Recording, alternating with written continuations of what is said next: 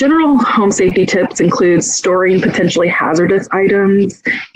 Lotion could be confused as mayonnaise or paint confused as food. You don't want to put paint in a bowl because then it might look like cereal or soup or something, or ketchup even if you have little small containers.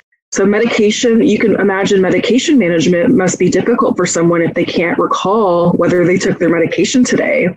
You start talking about medication for diabetes, blood pressure, some major medication that needs to be managed appropriately each day for people that are progressed in their dementia. And maybe not leaving the medication out if you're managing it for them so that they don't go and take it on their own and over-medicate. Yeah, right. So alcohol, locking up matches, anything, sharp objects sometimes. I've even heard of families that have taken the knobs off of the stove that turn the stove on, keeping cleaning products out of the way. Welcome to Aging in Style with me, Lori Williams. I'm an optimist by nature, and I believe you can follow your dreams at any age. My grandmother's journey with dementia ignited a passion in me to work with seniors. I've spent the past 13 years learning about seniors and aging.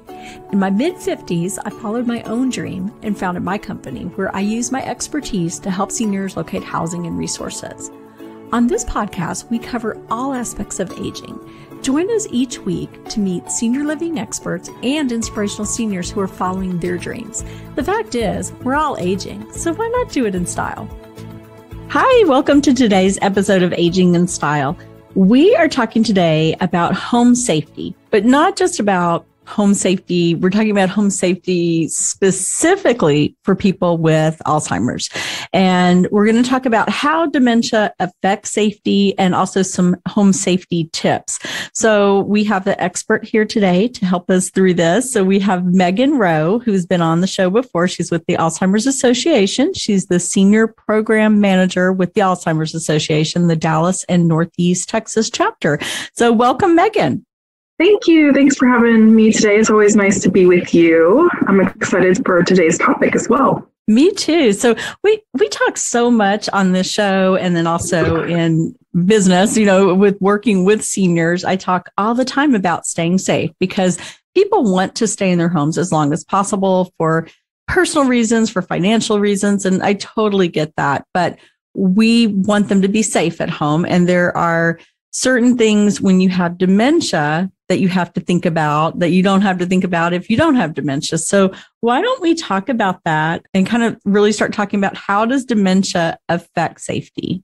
Yeah, so we'll cover a few things with dementia and safety, but I do want to reiterate that it's really important to keep an eye out for warning signs of dementia for your loved ones, because one of these things that comes up is safety in the home when someone is experiencing symptoms of dementia. So what does that mean as far as safety goes?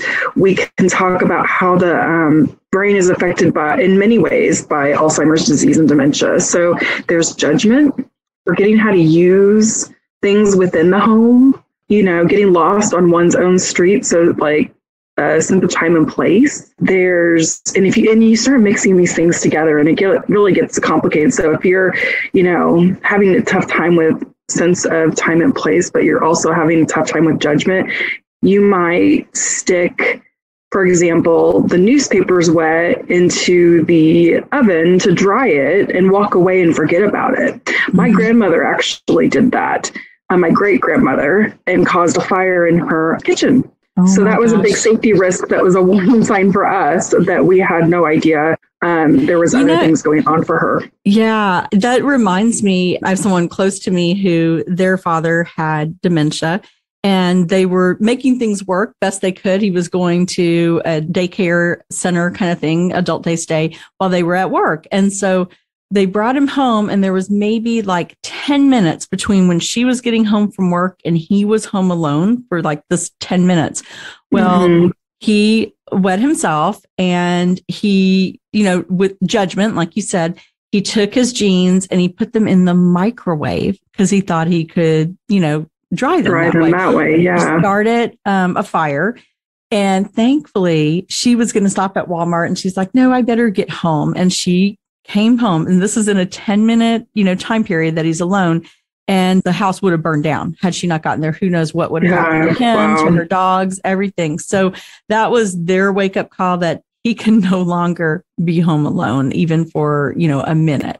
But so that just reminded me when you said judgment, and, that's a perfect example. Well, and it doesn't take long to have those situations happen, like you're saying. It could be just a moment, someone walks away and that happens. There's behavioral changes. Someone might be easily confused, suspicious, or fearful. So if you have someone that has been coming to the home and helping clean, or you want someone to come and, provide in-home just support for the person, if someone's suspicious or confused or fearful, this might become a combative or agitated situation. I've heard of a lot of people that they don't let people in their houses, even though the family wants to have someone come support, or they're going to go run errands. So they have someone come hang out at the house, and the person with dementia just can't handle it. They're not recognizable to them. So it's really important to take those things into consideration too. Physical ability. So, things as we age, things change physically, as you probably talk about on this show, but just issues with balance, walking, your eyesight declining or changing. There's just different things that can happen on top of dementia. So that becomes a safety hazard at home. There's also spatial things that can happen with dementia. So what looks to me like a rug on the floor, there's a lot of pattern to it. It could be very overwhelming, and it looks like it could be moving, or it could just be confusing, or you could have black and white checkered floor, and the black looks like is interpreted in the brain as a whole. So there's these different things that we just need to take into consideration for someone with dementia. Light even can affect the way someone perceives a room. So if you have deep shadows in a room and not a lot of adequate light, so that comes back to senses and changes in vision, hearing, sensitivity to temperatures. I recently saw someone that was experiencing, their loved one was just very cold all the time, even though the thermostat is on 80 all the time.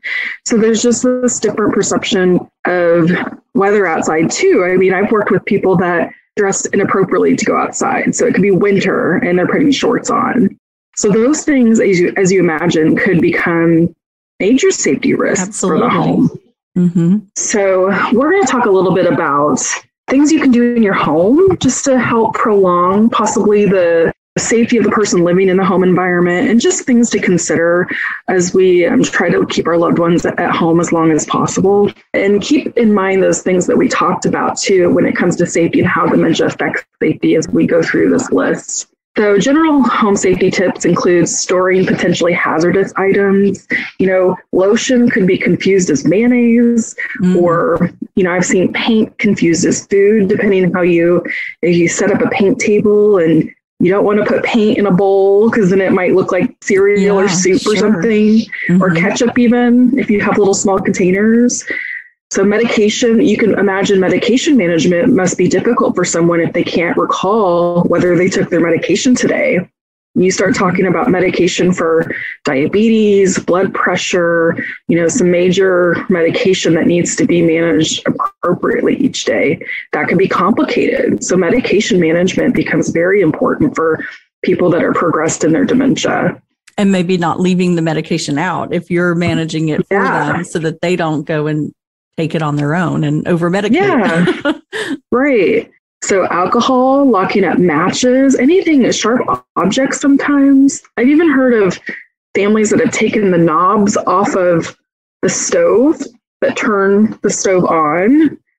Small appliances and tools, you can keep those in a secured cabinet. Keeping cleaning products out of the way. Like those laundry packs, they look like the Tide Pods. Yeah. Sometimes they don't necessarily, if you're used to liquid laundry your whole life and then all of a sudden your family uses those little packs, it may look unrecognizable to you. But bleach, you want to really consider locking up anything that may be a harmful chemical. That can be helpful.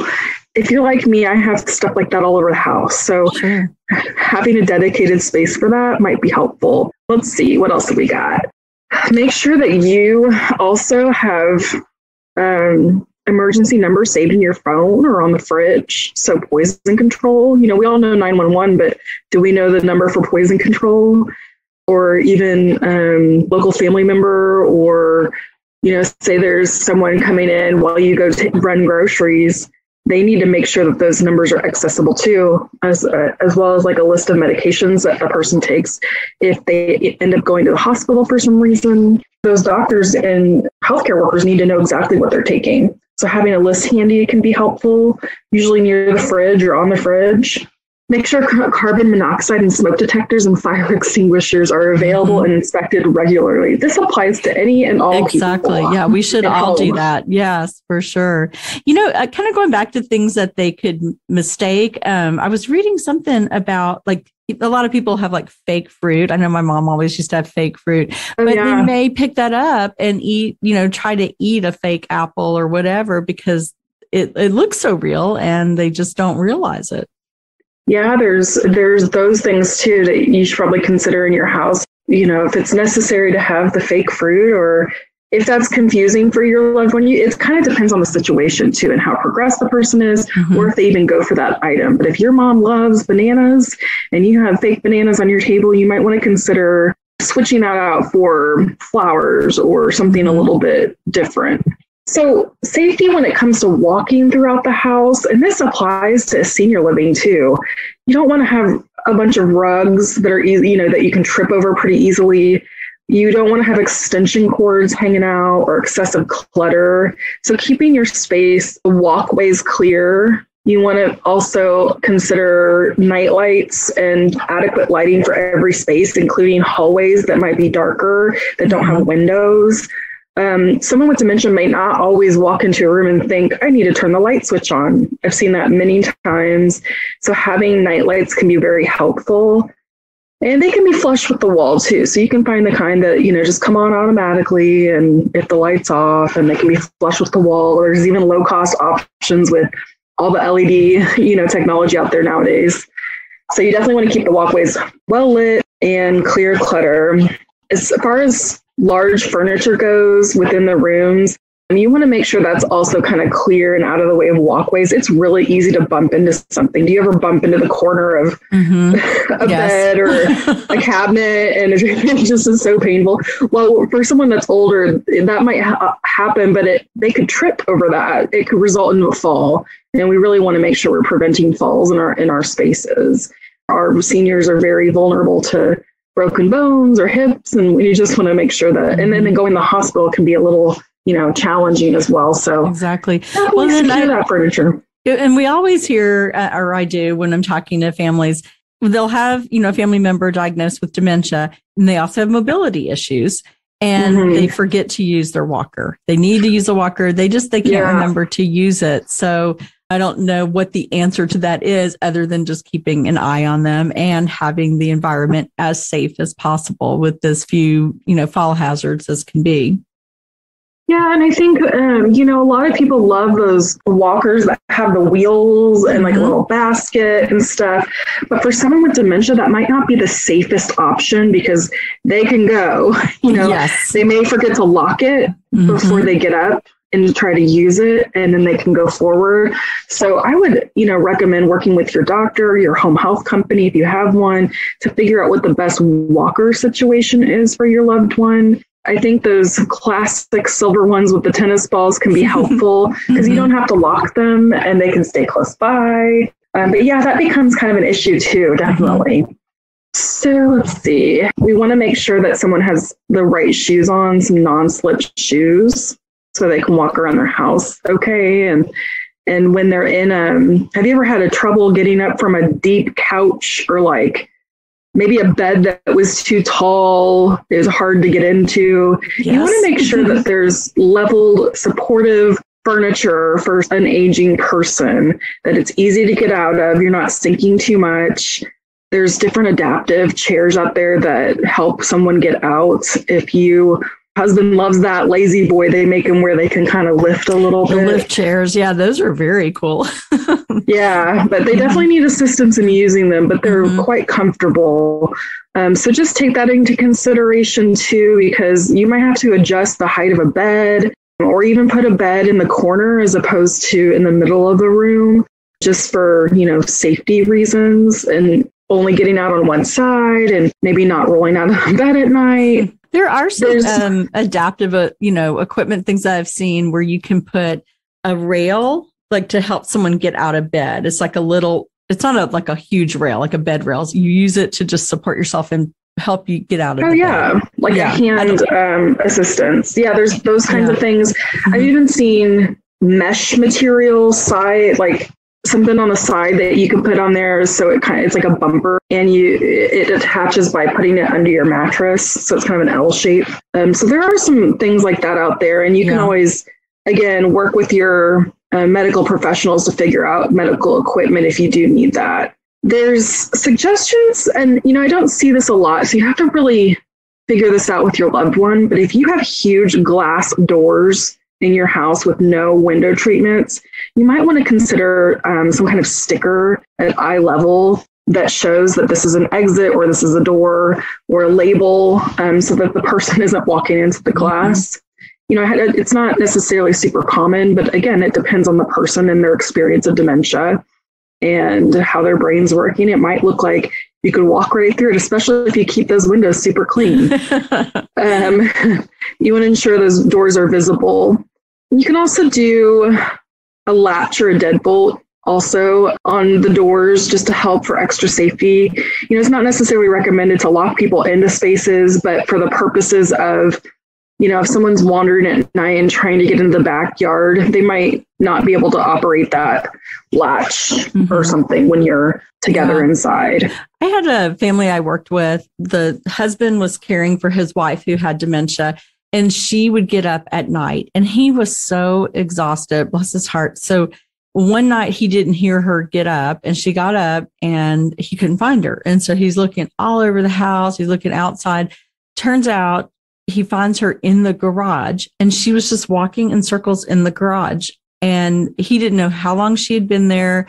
And, that was sort of his, moment where he said, I can't do this anymore because there's so many dangerous things in a garage.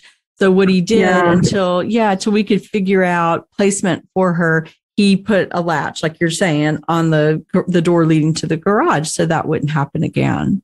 Yeah. So that's a good idea too, because the garage isn't the only exit within the house, and it's a good place to store things sometimes that might be hazardous to someone living with dementia. So that's a really good idea. This is not the same at all, but I have a 5-year-old, and we have doors we don't want her to open, like the front door, and there's different doors. So we've put those kind of plastic little, I remember those when my kids were little. Half the time I couldn't open the door. So those are effective.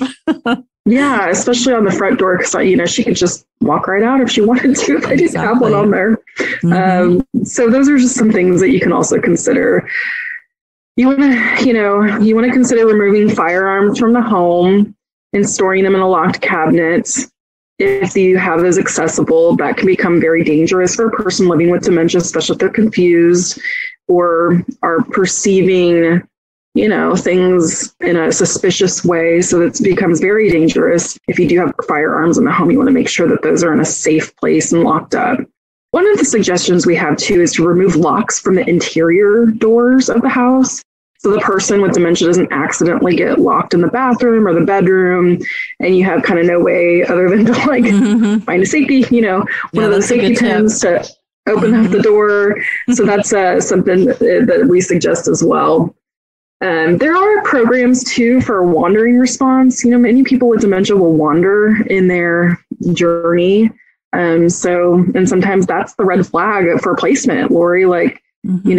There was a family that I worked with, and that was kind of their transition point when her husband started leaving the home. And there was just one day, luckily they had really great neighbors, and he was just walking around the neighborhood. But, it was very scary for her to not be able to find her husband, who had never really wandered before. Yeah. And very dangerous as well, not just because of wandering, but I had one gentleman where a lot of homes and neighborhoods look very similar. And so he went to a house a street over, and he swore it was his house, and he's trying to get in the house.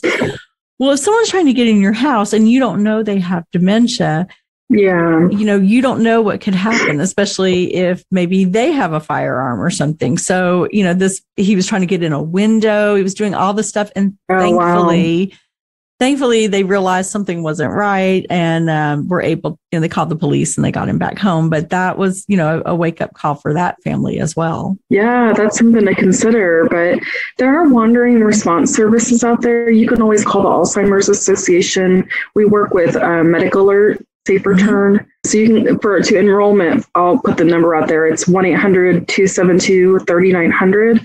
That's our 24/7 helpline number.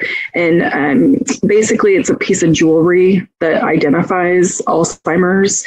And then there's a response team that you're involved with, one of those like National Call Center response teams. And then they also make them for caregivers because people always ask me why, but it's the caregiver has a loved one at home with dementia and they end up in the hospital or something. That bracelet notifies the people that are taking care of that caregiver that someone needs to go check on that family member at home or wherever.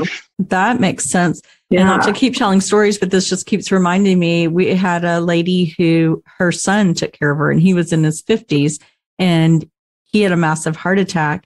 And thankfully, they didn't have any family close by. All the family was like in Alaska. They were really far away and couldn't get here quickly. But the neighbor knew that she had dementia. She was very advanced. And the neighbors took care of her till family could get there. And then we could, figure out placement for her. But I like that idea of the caregiver, because if the caregiver is unconscious, can't speak, whatever, someone will know that there's someone at home that needs to be cared for. I hadn't even heard of that, but that's a great tip. Yeah, and there's chapters that could provide scholarship for the bracelet if cost is an issue. So we never want anyone to not be able to be part of that program if they need it. So please feel free to check that out for any of those folks that are listening. Do you know approximately what the cost is on those type of programs? I think the jewelry is kind of in the $50 range. And then there's an annual fee to be enrolled in this service nationally. But again, we can help provide coverage for that. Our callers just need to let us know that they're interested in the scholarship program. Mm-hmm. Okay, great. So if we have some time, I'd like to go through a couple different rooms that are potentially hazardous for folks with dementia. Sure. Let's do that. Okay. Yeah. So we have the kitchen. Okay. Think of all the things we do in the kitchen. So we definitely recommend using appliances that have automatic shutoff features. Prevent unsafe stove usage by applying stove knob covers, or again, I've heard of removing knobs. Turning off the gas light when the stove is not in use. Disconnect the garbage disposal. As you can imagine, that might be a little hazardous if things get down there and we're using it. Mark food with a purchase date. Regularly check for and throw away expired items. If you're a busy woman like me, sometimes, the fridge gets forgotten about keeping things up to date. So science experiments in there, yes. Yeah, I have to remind myself regularly, okay, time to clean it up, time to check on it. So anyway, you just don't want anything in there that's been there too long and someone with dementia sees it and they're like, oh, I'm going to try eating this, and then it could make them sick. So keep that in mind. Discard toxic plants in the house. If you're an animal lover, you probably have plants in your house that are safe for them. Mm-hmm. It's the same for humans. We want to make sure that there's no toxic plants in the home. Decorative fruits that might be mistaken for real food, like you had mentioned. Yeah. Remove vitamins, prescription drugs, sugar substitutes, and seasonings from the kitchen table and counters. Put those kind of out of sight, out of mind. I saw that with the vitamins. And so I totally got it with the vitamins. What seasonings, like cinnamon, or what other seasonings? Anything. I mean, think if you're having a bowl of cereal and you think salt is sugar and you're pouring a bunch of salt on your cereal, or you use the pepper and they're using way too much, and then you have a sneezing fit, and it could come back to dietary restrictions too. Sure. If you have diabetes, you need to restrict the amount of types of foods you have, and so you just need to make sure that access is kind of out of sight, out of mind, and provide that food for them. Or, it's really meaningful to still allow help with preparing your own food for someone with dementia. So just having the stuff that's available and appropriate for them to have. So that's kind of some kitchen suggestions. Maybe, store your knives. If you're normally storing them on the counter, maybe get the ones that have covers and store them in the drawer. Those locks on the drawer. Things. Yeah. So when we go to the laundry room, you want to make sure to clean out lint screens and dryer ducts regularly to prevent fires. That applies to every house and home. Consider installing the safety locks that we talked about, but they have them for washing machines and dryers too. Mm-hmm. You want to make sure that nothing inappropriate ends up in your washer. I don't know if you've ever washed a pen on accident or something like that, and what a mess it can cause. But you definitely don't want it to have the dryer mixed up with the washer, and things can happen, or you pour soap in the dryer. So you just have to take that into consideration, because it comes back to not only judgment, but just confusion about what appliance does what. Mm-hmm. So keep all the cleaning products, of course, that we talked about locked up, stored somewhere. This goes for the bathroom too. And some of these are just safety suggestions anyway, like installing grab bars in your bathrooms to provide additional supports. Make sure your water temperature, like you can cap the heat of your water temperature in the shower and things to help prevent burned skin or scalding of your skin. I don't know if anybody out there loves to take hot showers, but my husband does. But you probably, when you have dementia, you probably don't know what the limit is. I think a lot of these things are things, and I'm not comparing, an older adult to a child, but a lot of it is like childproofing. Like if you think about when your kids were toddlers, we did all of this. Like we turned the heat down on the hot water heater because, in case the kids turned on the water, which one of them did, but so that they wouldn't get burned. And put, the locks on the cabinets, all the different things you're talking about, kind of think home safety, things that you might have done when your children were young. Yeah. Now take into consideration all the childproofing you do for your kids, but then you add years of experience of being able to use everything in your house. And then, so there's this desire and need to still do that. But then just the safety that comes with that. I mean, sometimes we have safety issues ourselves as adults, just forgetting, having too much on our mind and walking away from, I need to stir the pot of whatever the food. Oh, shoot, I burned it, or I forgot the thing in the oven and now my cookies are burnt. So those are just things that we have to be extra cautious for when we're talking about a dementia diagnosis. And it's really important to get that dementia diagnosis early. Like I said before, if you're noticing warning signs, you want to get ahead of it, because the safety stuff becomes quite hazardous to someone that's experiencing signs of dementia. And so if you don't know that that's going on for your loved one, you don't know to put these safety things in place. So this becomes one of the things that really becomes part of the care plan. One of the things too that's suggested for bathroom is, those textured stickers to help prevent falls or slips in the shower. When we go to the bedroom, again, you want to consider the bed height. If people use the electric blankets, my dad uses an electric blanket because they live in Kansas City and it gets cold in the winter. So they love their heating pads and electric blankets, but you have to consider that as a fire hazard potentially, or to burn the skin. Those things can get hot. Provide seating near the bed to help with dressing. Having some kind of chair that's, good height and everything would be great in the bedroom. And then ensure closet shelves are at an accessible height so that items are easy to reach. So that might be some adjustments in the closet. And you also want to prevent someone from wanting to climb in their closet to get something. That can help prevent falling objects from above or having a fall risk.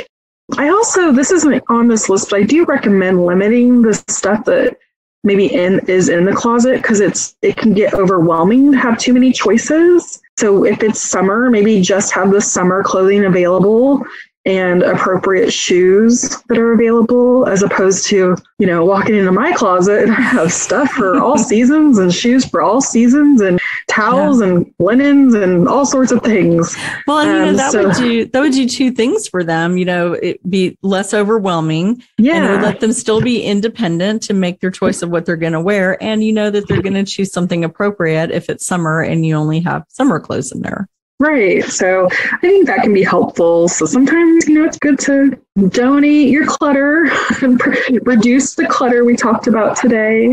So that's kind of the overall theme of the safety at home we have for today. I hope that was helpful. Absolutely. And if you have any questions, I'd love to answer.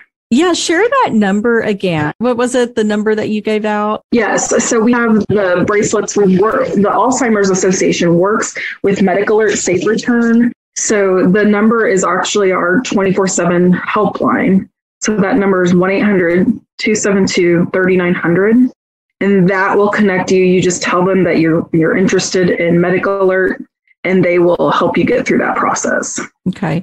And I know the Alzheimer's Association website is amazing, and you could go on there and just search for home safety. Would that pull up everything, all the stuff we've talked about? Yeah, you can actually go to alz.org/safety. Okay. So you can just type that into your browser. And what's going to come up, Lori, is more than just home safety.